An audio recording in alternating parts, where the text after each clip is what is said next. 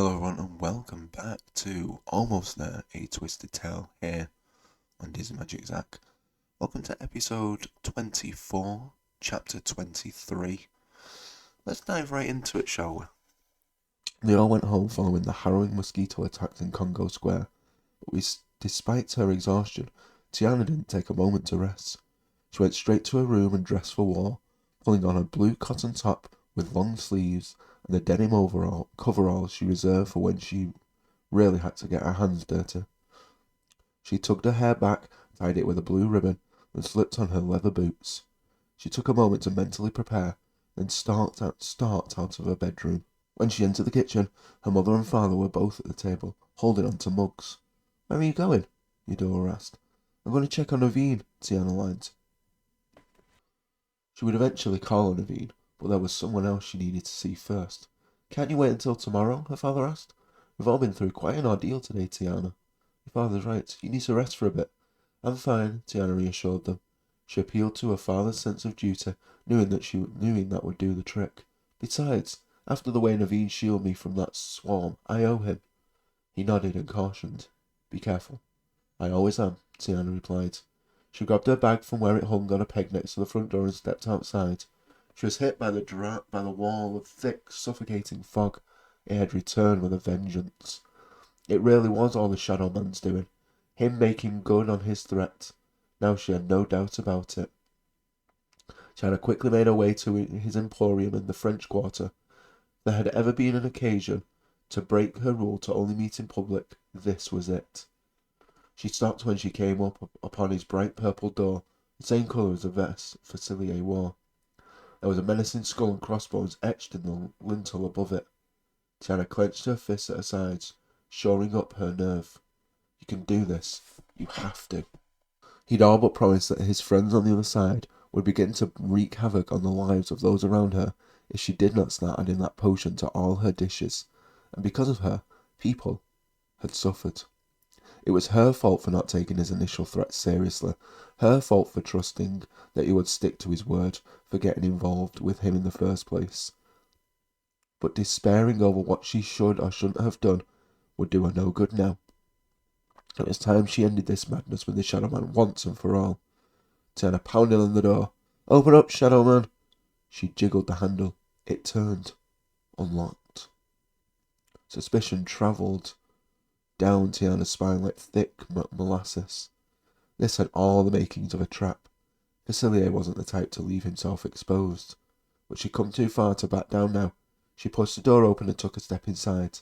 Then another. It was dark. Not a single window in the place, as far as she could tell. The only light in the room came from the door she still held open. Tiana pushed it open a bit more so that she could see her way inside. As she came up to a table of some sort, she could make out the silhouette of an oil lamp sitting on top of it. She felt around the base of the lamp, searching for the knob. Once she found it, she said a small prayer that the lamp had fuel and gave the knob a turn. A small flame flickered to life, giving off just enough light to illuminate the area around her. She picked up the lamp by its wire handle and made her way around the room. A shelf held what must have been hundreds of bottles, some short and squat, others tall and slim. Some filled with liquids, others with seeds and pebbles of various kinds. "I knew you would come to your senses." With a gasp, Tiana spun around. Her heart slammed against her chest at the sound of the familiar voice. Yet despite the glow from the lamp, the room appeared as empty as it had been when she first arrived. Where are you?" she stammered. Facilier's deep, awful laugh rumbled around the room. A moment later, he emerged from the darkness, striding towards her with that ever-present walking stick. "Smart girl, let you know what's best," he drawled. "I'm not here to make any deals," Tiana said. "I'm here to tell you that you better stop whatever it is you're doing." "What is it you think I'm doing, Tiana?" "Don't play coy with me. You all but said you and your friends are behind this fog. I guess you're also the reason Buford thinks the Duke's Cafe has been closed for a year, why Miss Marjorie doesn't remember making me a caramel cake for my birthday, and I'm pretty sure you set fire to Rudy Davis's band instruments last night and sent those mosquitoes to attack us this morning." Facilier paused, holding his grin. "I told you things would start happening if you didn't do what I say," he said finally. "We had a deal. I've been adding that potion to my gumbo ever since we opened the supper club." He waved his hand. "This isn't about the potion. We can take care of that later. This is about your contract. It's time for you to sign the amendment. Amendment? Tiana put her hands up. I don't know what you're talking about. What I do know is that I have been fulfilling my end of our bargain. You have no right to demand I do anything more than what I agreed to. It seems that you've forgotten part of the contract you signed. What are you talking about? Tiana barked. I didn't sign anything, except that you did. He snatched her up from her hand and strode to a rickety wooden desk on the other side of the room. He picked up a tattered scroll and stalked back to where he stood. The proof is right here. Facilier held out the rolled parchment. Tiana took a step back. What is this? It's a deal you signed, he said. She shook her head and started to back away. I didn't sign anything, she said again. Yes, you did. Facilier opened his hand and blew a cloud of iridescent purple dust into her face. Tiana's head shot back as if sustaining a blow. She lifted off the ground, suspending in a slow yet dizzying twirl around above the floor of the cavernous room. She started to spin faster and faster, her head swimming. With a thud, she landed on her hands and knees. The ground underneath her was cold, the dirt and crumbling stone pressing into the fleshy parts of her palms. Tiana lifted her head and found herself surrounded by towering catacombs and rusted wrought iron gates. The cemetery.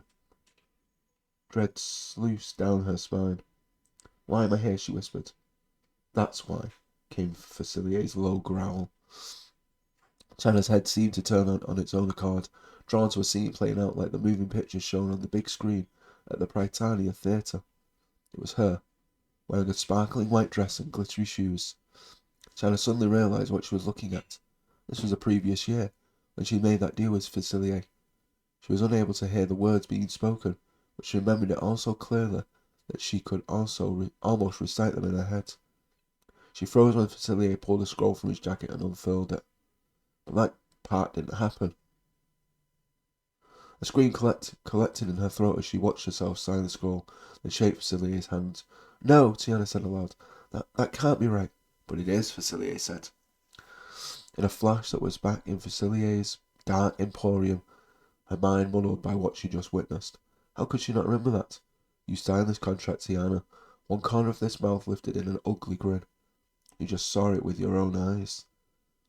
Facilier set down the lamp and picked up a long wand made of smooth purple stone. Threads of gold swirled throughout it. Tiana looked on it in dismay as he closed his eyes and spoke in a language she didn't understand. The wand began to glow in his hand. As he glided and looked down the scroll, tiny writing appeared in gold lettering. He hovered the wand over the bottom portion of the document. Here, Facilier said. This is a section you seem to have forgotten. It says that you must agree to an amendment every year, or this city and the people you love will suffer. We're coming upon the 1 year mark, Tiana. If you don't sign again by sundown on Mardi Gras, hell will rain down on this city. No, Tiana gasped, shaking her head. She put her hand to her mouth as her eyes read over the letters scrawled in glittery gold ink. No, this can't be. I didn't sign any contract. I didn't agree to any amendment. I'm not doing any of this. Her head snapped back with another blast of the purple dust. She was instantly dropped into the middle of her parents' living room. Both her mother and father writhed on the floor, pain etched across their faces as they soundlessly screamed into the void. Tiana tried to run to them, but her legs wouldn't move. It felt as if she was stuck in quicksand.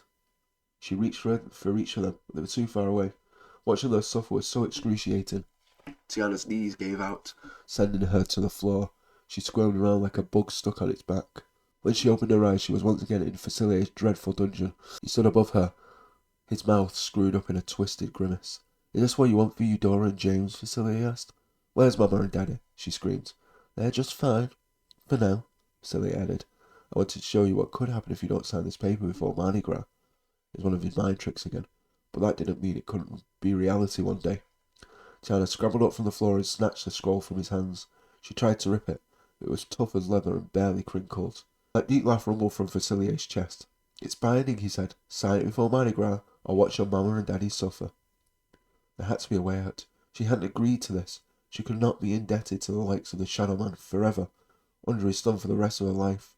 You won't get away with it, Tiana said. I already have. He snatched a quill from a pot of ink and shoved it to her.